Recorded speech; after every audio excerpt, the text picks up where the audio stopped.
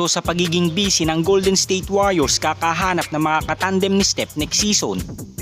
Sa ngayon nga ay napabalita ng sinubukan na nila si Brandon Ingram. Ngunit hindi pa nga rin desidido ang Warriors front office sa player na ito. Dahil alam naman nating mga fans na prone injury na ang former most improved player of the year. At kahit nga nasa 20 points per game ang kanyang kinakamada kada laro, hindi pa rin natin masasabing magiging consistent ang kanyang performance. Dahil lagi nga itong nagtatamo ng malalang injury. Ganun pa man ngayong atrasado na ang Golden State Warriors kay Brandon Ingram. Sa ngayon nga ay ang pinakatotoong galaw ng Warriors this season ay ina-acquire na nga nila ang former All-Star na si Jimmy Butler. Well, nakadepende pa nga ang pag-acquire ng Golden State Warriors sa Miami Heat dahil alam naman nating mga fans na naghihingi ito ng max contract. Subalit hindi nga ito ibinibigay ng Miami Heat dahil sa pagpasok pa nga lang nila ngayon sa playoffs, tinamaan na nga kagad ito ng injury at naging malaking problema ito sa kanilang team. Kaya naman maaga nga silang nilaglag ng Boston Celtics.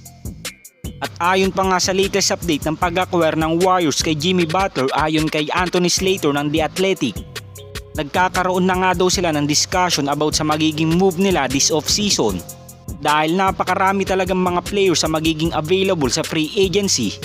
At kung magiging available pa nga daw si Brandon Ingram sa trade market, binanggit na nga ni Anthony Slater na hindi nga daw magpapakita ng interest ang Golden State Warriors kay Ingram.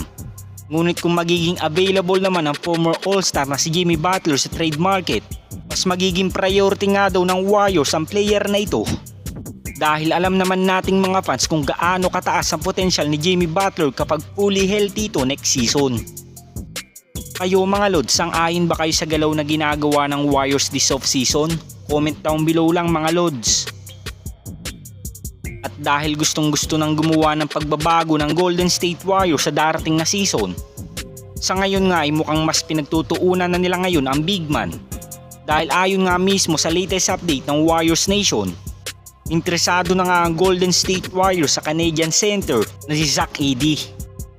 Well, sa senior year ng batang player na ito, nag-a-average siya this season ng 25.1 points, 12.2 rebounds at 2 assists per game. Well, sa height nga niyang 7'4" at 7'10" wingspan, sobrang magagamit nga ito ng Golden State Warriors kung sila man na makakapag-draft sa player na ito. Dahil gantong size ang kinakailangan ng kanilang team upang makapalag nga sila sa rebounding at magkaroon din sila ng depensa.